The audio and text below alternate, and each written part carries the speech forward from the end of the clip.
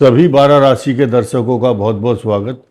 बहुत लोगों का प्रश्न और उनके आवेदन निवेदन आग्रह पर आज हम बात कर रहे हैं त्रिग्रही योग और चतुर्ग्रही योग। गोचर के अंदर भी और कुंडलियों के अंदर भी अधिकांश 3 ग्रह एक साथ पाए जाते हैं और कहीं कहीं 4 भी हैं, 5 भी होते हैं। पंचग्रही योग, षडग्रही योग, सप्तग्रही, अष्टग्रही।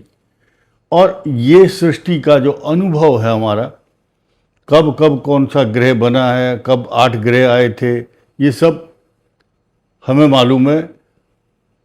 ये 26 जनवरी 1962 में 26 जनवरी से लेकर 4 फरवरी तक 8 ग्रह एक ही साथ थे।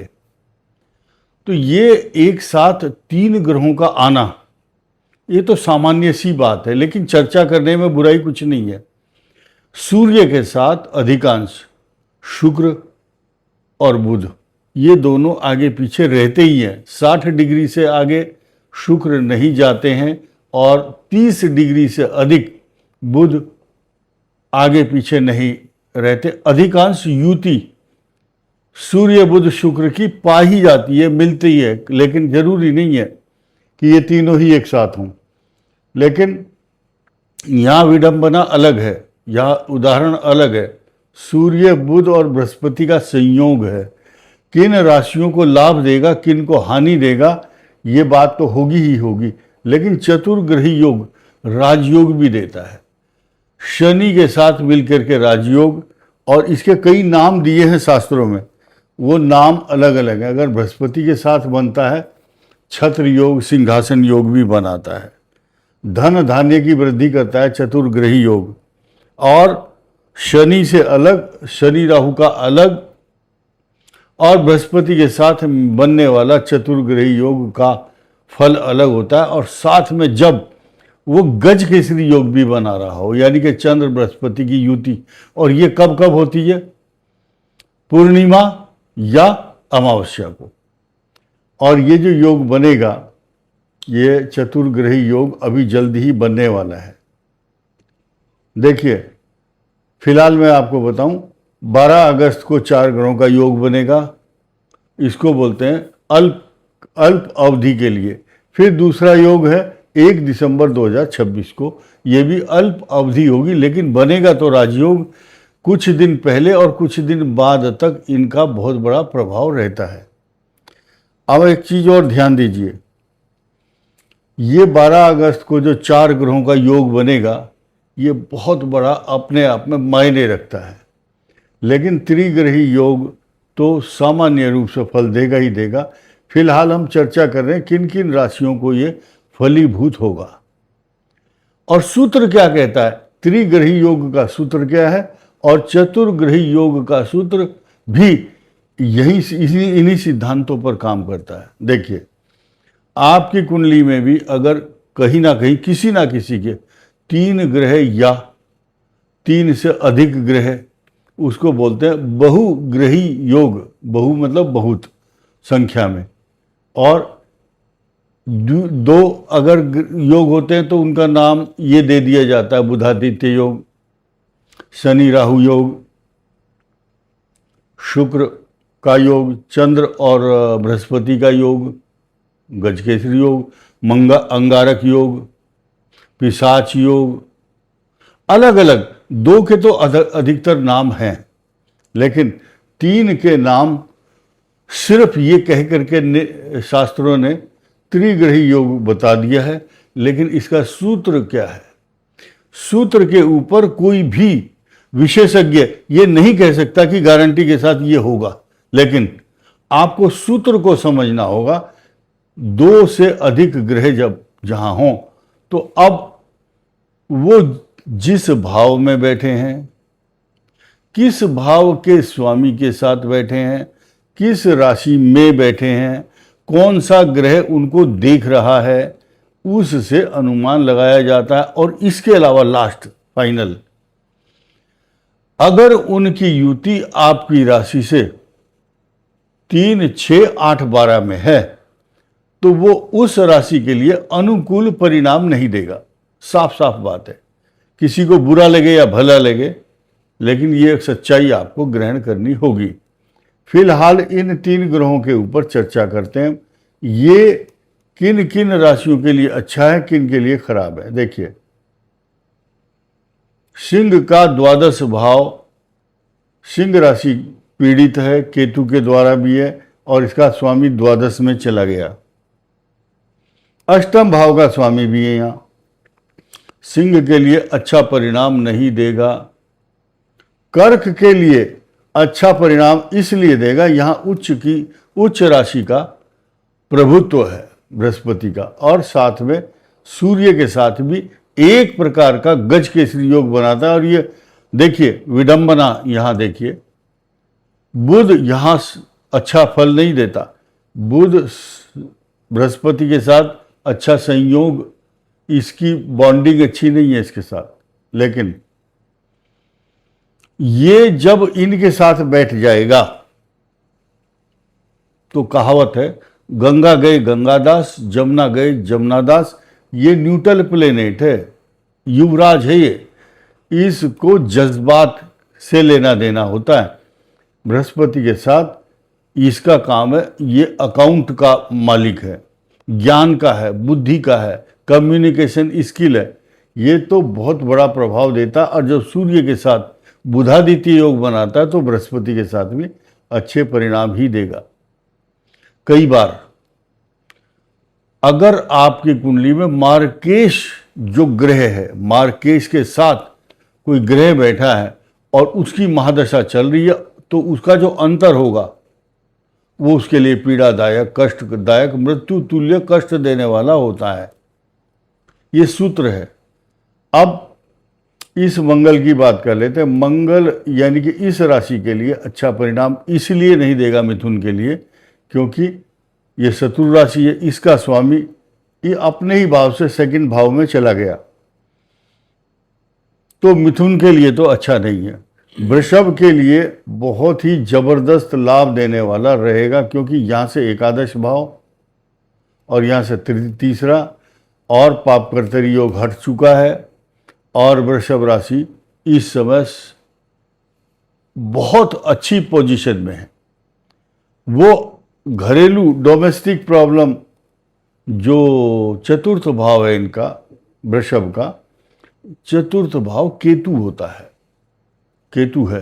तो केतु क्या है, यहाँ चतुर्थ भाव जल का स्थान भी है। पहले जमाने में चतुर्थ भाव कुआ अगर होता था, कुआ देखा जाता, कुआ आपका जल का स्थान कहाँ है, रिसोर्सेज ऑफ वाटर, तो ये उत्तर दिशा है लगन से, या और चतुर्थ भाव माता का भी है, तो माता को कष्ट देता है, भूमि में गड्ढा करा देता है या गड्ढे भरने की कोशिश करता है मनुष्य, चतुर्थ भाव।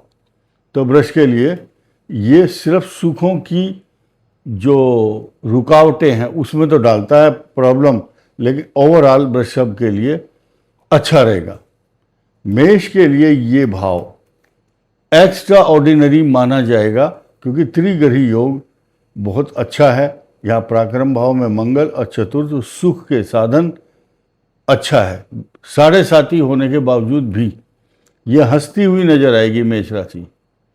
गंभीर चिंता के साथ साथ अपने भविष्य को लेकर के चिंतित है ये राशि फिलहाल। अब आइए मीन पर, हम उल्टा चल रहे हैं इधर से। मीन के लिए ये सबसे बढ़िया कॉम्बिनेशन माना गया त्रिग्रही योग का, और उसके बाद 12 अगस्त को जो चतुर्ग्रही योग आएगा वो स्पेशल लाभ देने वाला माना जाएगा, क्योंकि उस दिन बहुत ऊंचा योग बन रहा है, बहुत ऊंचा योग है। कारण क्या है, उस दिन 4 ग्रह एक साथ होंगे, और ये मैंने शुरू में ही बताया 4 ग्रह चारों दिशाओं में, पूर्व पश्चिम उत्तर दक्षिण चारों दिशाओं में कीर्ति फैलती है, चारों दिशाओं से सुख मिलता है, और किन किन राशियों को मिल रहा है ये मैं यहाँ व्याख्या कर रहा हूँ इस बात की। अब कुंभ के लिए यह 6ठा भाव हो गया, ये पंचम हो गया मंगल।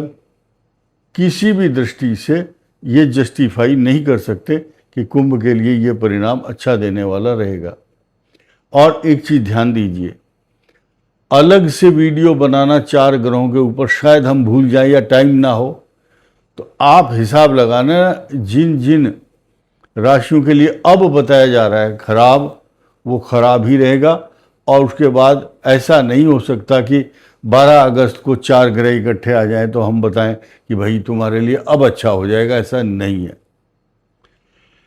मकर के लिए अजीबोगरीब स्थिति, बहुत सुंदर वाली स्थिति, क्योंकि देखिए शत्रुओं का विनाश मंगल 6ठे भाव में, और सीधे सीधे इस त्रिग्रही योग का अमृतमय तत्व बहुत अच्छा, यानी कि मैलेफिक ग्रह आपको नुकसान नहीं देंगे, और बेनिफिक जो ना बेनिफिक ग्रह आपको बेनिफिट देंगे, क्योंकि यह 3 ग्रहों की दृष्टि यहाँ पर है। धनु के लिए सबसे खराब पोजीशन ये है कि यहाँ से अष्टम है ये पोजीशन, और 12 अगस्त को 4 ग्रह इकट्ठे होंगे तो भी ये कष्टकारक होगी, और मैरिज लाइफ से रिलेटेड ये समस्या भी है। और साथ ही साथ अब एक समीकरण जिसको बताते हुए मुझे डर भी लगता है, बताना भी जरूरी होता है, यानी कि कुछ बातें ऐसी हैं हजम नहीं कर सकते, लेकिन बतानी भी जरूरी होती है और कष्टकारक भी होती है। देखिए मीन की शनि की जो पोजीशन है ये धनु पर दृष्टि डालती है, मंगल की दृष्टि यहाँ भी दृष्टि डाल रही है, यहाँ का स्वामी अष्टम, और इनका जो भाग्येश है धनु का, भाग्य का स्वामी, वो भी अष्टम में चला गया, इसको गड्ढा बोला गया। बस एक ही चीज़ है कि इस राशि का स्वामी बृहस्पति है, इतना संतोष कर लो। और उसके बाद प्राउड तो होगा इस राशि को भी, लेकिन इस राशि का ऐसा नहीं कि एक ये समय एक जैसा ही रहेगा। फिलहाल तो षड्यंत्रों का दौर, आरोपों की बौछार, अशांति, तनाव, चिंता, कष्टकारक समय चल रहा है। वृश्चिक के लिए अच्छी पोजीशन क्यों नहीं है? बुद्धि स्थान को भ्रमित करने वाला जो ग्रह है वो आपको बहुत डगमगाने नहीं देगा। अंततोगत्वा आपकी जो चुनौती है वो उसको पूरा करेंगे, लेकिन अष्टम भाव जो स्वास्थ्य है, स्वास्थ्य गड़बड़ाया जाएगा, क्योंकि अगर स्वास्थ्य अच्छा नहीं है तो आप कुछ भी नहीं कर पाओगे। अशांति, तनाव, चक्कर आना के साथ एक अजीब सा डर अंदर से, इनसिक्योरिटी, नेगेटिव थॉट्स, अपमान का भय तथा राजकाज, सत्ता और सिंहासन पर बैठे हुए लोगों से खतरा कि कहीं वो कोई मेरे खिलाफ कानूनी कार्रवाई ना हो जाए, इस बात का डर भी अष्टम मंगल जब आता है तब डर सताने लगता है, क्योंकि इस राशि का स्वामी है मंगल खुद। तुला के लिए अजीबोगरीब इतनी सुंदर स्थिति है, कभी आपने कल्पना भी नहीं की होगी। ये 3 ग्रह तो अलग, और फिर 4 ग्रह एक साथ जब होंगे तब देखना।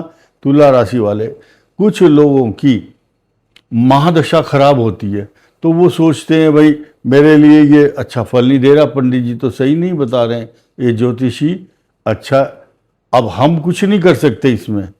ये आपका ग्रह है, आपकी महादशाएं, आपका कोई ग्रह अस्त होगा, वक्री होगा, मार्गी होगा, या बाल्यावस्था में है, पीड़ित है, महादशा अंतर प्रत्यंतर कौन सा चल रहा है, ये विचारणीय प्रश्न होता है। लेकिन फिर भी गोचर की दृष्टि से, सम्मान की दृष्टि से, नौकरी और प्रमोशन, व्यापार की दृष्टि से ये तुला के लिए बेस्ट पीरियड है। कन्या के लिए 10वें अंगारको यस्य, पराक्रम, बहुत ऊंचा योग, यही एक ऐसी राशि है कन्या जिसके लाभ स्थान में ये चारों ग्रहों का योग 12 अगस्त को होगा। लेकिन फिलहाल ये त्रिग्रही योग कितना जबरदस्त बेनिफिट दे रहा है, इनको खुश होना चाहिए इस बात को। ये मित्र भाव से देखता है शनि इनको, यहाँ से 10म भाव मंगल। किसी एक ग्रह को बदनाम नहीं कर सकते हम कि उस ग्रह की वजह से खराब है, लेकिन ये जो दोनों ग्रह है केतु और शुक्र, ये अपना शुभत्व अब प्रदान करेंगे, क्योंकि ये त्रिग्रही योग का दुष्प्रभाव इनको देखने को नहीं मिलेगा। एक नई चीज और देखिए, काल सर्प योग बहुत दिन से चल रहा है, रोज बोलते हैं, हर आदमी गा गा करके चिल्ला चिल्ला करके बताता है ये योग चल रहा। अब इसकी समाप्ति का समय आ गया है। बहुत लोगों ने त्रास और संकट झेले हैं, अपमान, निराशा, तनाव, हिंसा, आंदोलन, अपमान, ये सब अब शुक्र का यहाँ बदलना 2 तारीख को, तो कालसर्प योग समाप्त हो जाएगा। सिंह के लिए मैंने बता दिया है कि इनका स्वामी द्वादश है, इसलिए सिंह राशि के प्रति इन योगों का अच्छा इम्पैक्ट नहीं कहा जा सकता। अब जिन जिन के लिए खराब बताया है, तो क्योंकि बृहस्पतिवार के दिन पीली चने की दाल या गाय को हरा चारा अथवा 5 लड्डू गणेश जी को या हनुमान जी को जरूर अर्पण करना चाहिए। ये जो दुष्प्रभाव या पॉजिटिव इफेक्ट नहीं मिल रहा है, तो आपको भले ही पॉजिटिव इफेक्ट ना मिले, लेकिन आपका कुछ बुरा नहीं होगा। ये उपाय करने से आपको मानसिक शांति और साइकोलॉजिकली आपको इतनी एनर्जेटिक फीलिंग होगी कि हाँ भाई मैंने उपाय तो किया। इसको बोलते हैं आत्मसंतोष। इस वीडियो में इतना ही। धन्यवाद। नमस्कार।